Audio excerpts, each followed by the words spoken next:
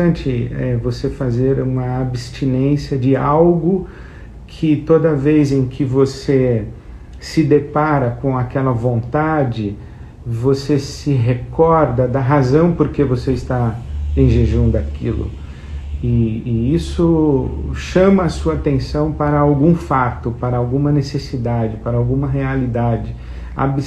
Abster-se de algumas coisas, especialmente aquelas que você observa que controlam a sua vida ou que escravizam você, você diz, olha, eu vou ficar um tempo me privando disso. É uma atitude de autodisciplina, mas é também uma prática espiritual.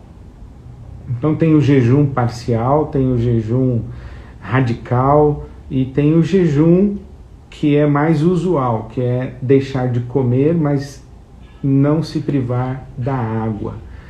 A Bíblia também fala de jejuns públicos e comunitários, não é apenas uma prática pessoal, há momentos na Bíblia, especialmente na Bíblia Sagrada, em Levítico capítulo 23, versículo 27, estabelece o dia da expiação. Uma vez por ano, todo Israel deveria jejuar.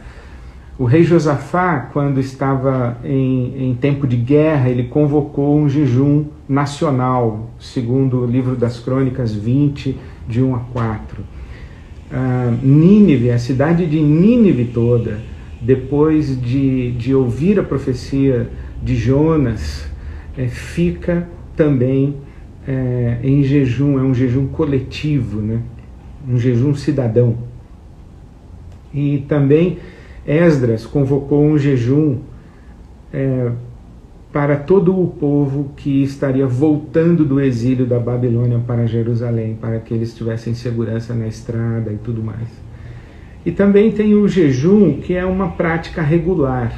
Você tem na Bíblia Sagrada exemplos de incluir na agenda uma rotina de jejum. Toda segunda-feira eu vou jejuar, toda sexta-feira eu vou jejuar, ou uma vez por mês eu vou praticar o jejum. Quer dizer, ter uma rotina de jejum.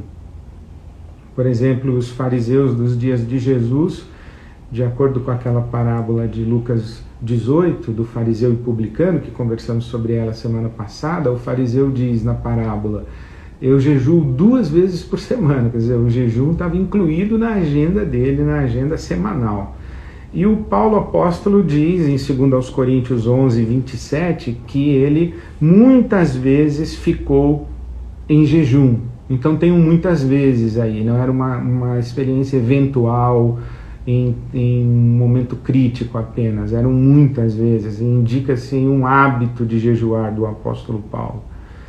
Então, o jejum está presente na Bíblia. O jejum pode ser parcial, pode ser radical, pode ser coletivo, ele pode ser uma rotina, um hábito, mas geralmente o jejum é abster-se do alimento, mas não da água.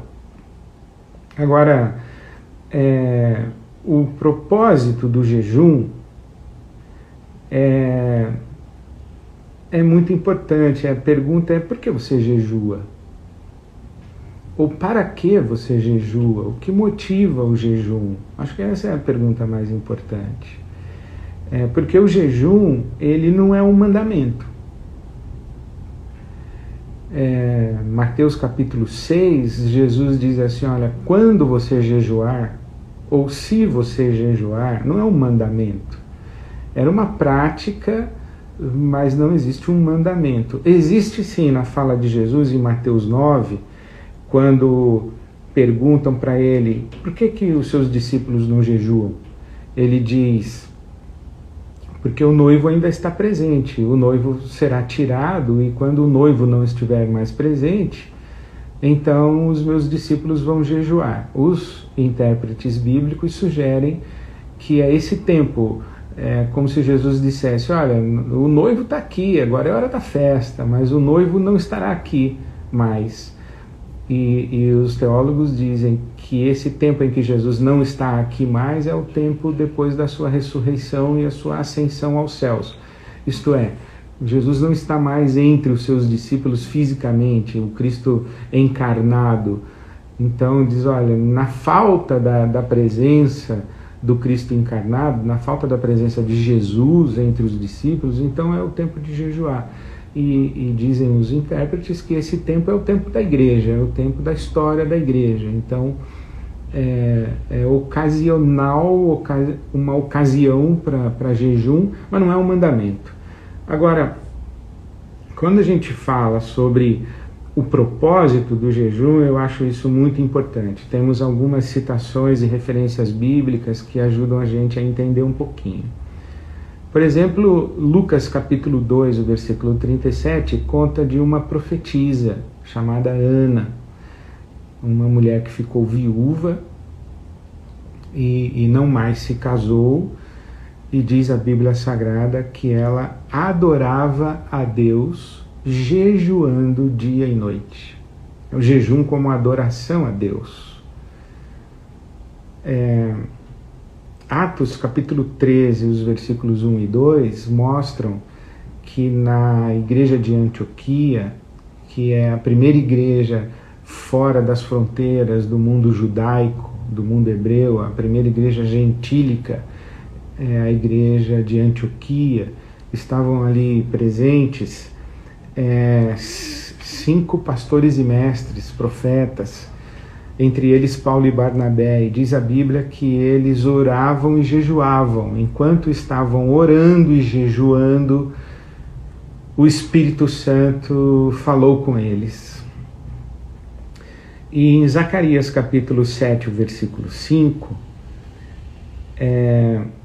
Deus pergunta através do profeta: quando vocês jejuaram, foi para mim mesmo que vocês jejuaram? Quando vocês jejuaram, vocês estavam ocupados comigo?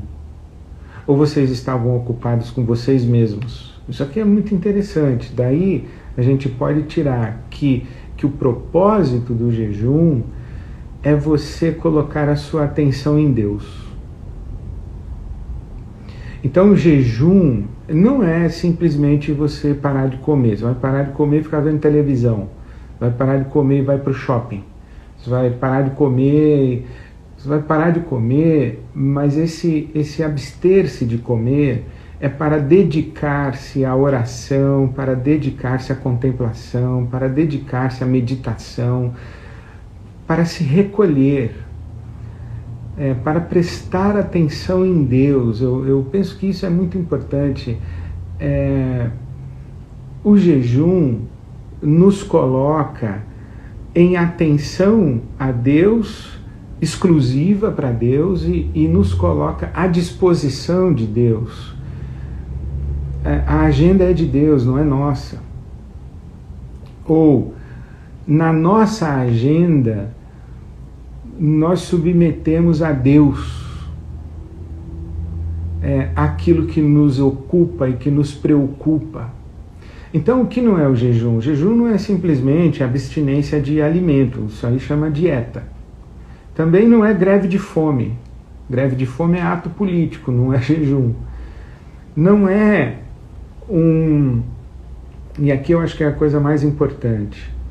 O jejum não é um passo a mais na oração, como se você quisesse que Deus fizesse alguma coisa para você, ou você estivesse pedindo alguma coisa para Deus, mas aquela coisa é tão importante, ou tão difícil, é tão improvável que aconteça, que além de orar, você vai jejuar. Então, é como se você colocasse umas fichas a mais na sua oração, e essa ficha a mais é o jejum. É um argumento a mais, é um argumento mais pesado, é uma força a mais. É como se você estivesse numa queda de braço com Deus e o jejum é uma segunda mão que você colocaria aqui para dar força para a sua mão. Então o jejum não é isso. O jejum não é uma experiência de argumentar mais enfaticamente com Deus.